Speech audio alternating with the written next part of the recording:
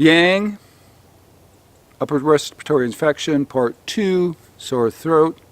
We're going to start out with distal points, which is on the hands, away, distal, a distance, away from the throat. So find the meaty part of the thumb. That's one of the places we're going to use, and the thumb itself. The thumb is lung 11, and the meaty part's lung 10. Together they both work the lungs in slightly different, the throat in slightly different ways. So that's a good thing, because you have a broader spectrum approach to your sore throat. So put your thumb in the meaty part of your other thumb and grab it. Grab your thumb. There you go. Hold until it pulsates. Do the same thing over here. Hold till it pulsates. Off to a good start. Now, the corner of the jaw, between the jaw and the muscle behind it, is a valley. Put a couple fingers in each one. That's helpful for sore throat. And then, on the top of the sternum, is a U or a saddle. It's a low spot here. This is all hard cartilage and bone, and right up here is the end of it. And if you press your fingers down onto the sternum, that's what you want. You don't want to press back because there's no bone or muscle there. You'll screw with your breathing if you do. So just press here, and then hold the base of your skull and your neck. If you want to massage the base of your skull and neck and get some of the tension out of there, or if you don't want to do that, just hold these points, okay? In a nice relaxed fashion while you're recovering. There you go. All right, let's get beyond yin and yang in upper respiratory infections and get back to some common things found in most upper respiratory infections to some degree. Okay, so cough, headache, and sinuses. With cough, you want to find your collarbone. It goes horizontally across and taps into the top of the sternum, and it's actually higher. They're actually higher than this point that we had already done. This is CV22, and you can see and feel that the collarbones are higher than it. Now, we can use this point as a point to measure, because we want to go out left and right from here to the underside of the collarbones, 2 body inches again. So 1, 2, 1, 2. Here's collarbone, there's the bottom side. Okay, and let me put my thumb there, and then 1, 2, and there's the other point. So you can put 2 fingers underneath your collarbone at the right distance, and then put the other hand right here.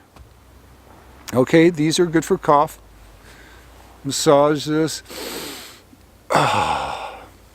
Hold this. Okay, great for coughs.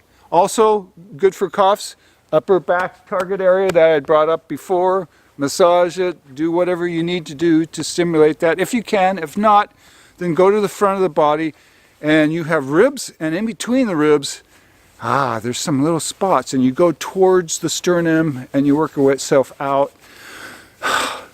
And it can help relax muscles and help you breathe deeper, or just hold your hands like this. Okay, and that can help with bronchitis and stuff. So work it. Now for headache, we've already hit some points for headache, like this is a great headache point, well known. And we want to also do base of neck, base of skull and neck. And you can again massage them or just hold them. And then above the ears on the top of the head. Okay?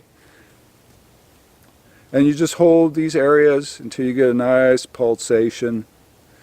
And that's it. Okay? And then last but not least is nasal stuff. Oh.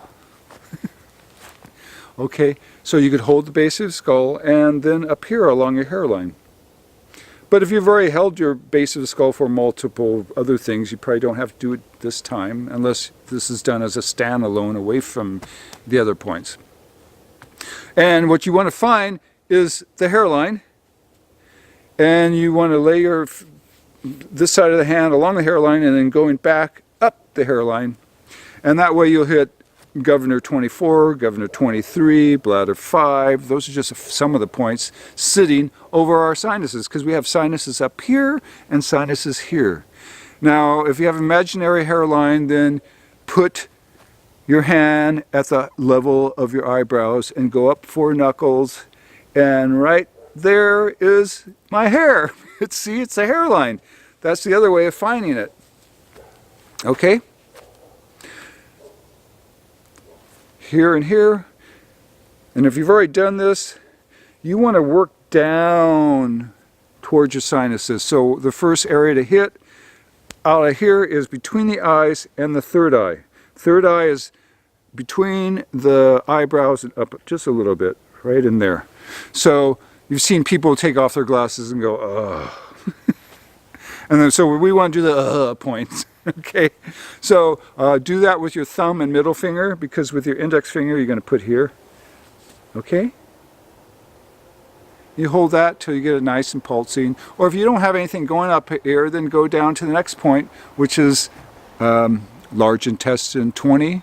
Notice we're doing a lot of large intestine points. 1, 4, 11, 20. Okay, so smile. Okay, follow those grooves, and they lead you right to where you need to go. Okay, put both your fingers on either side and get a good pulsation going. This is a powerful combination. And if you want to play around more, it's like, oh, I got more time on my hands, then go below your nostrils and hold that. Okay, and last but not least, and I mean this, not least, because sometimes this is the first point I go to for sinus problems, and then it's cleared and I don't need to do any more, which is take your 2 fingers and go up underneath your cheekbone.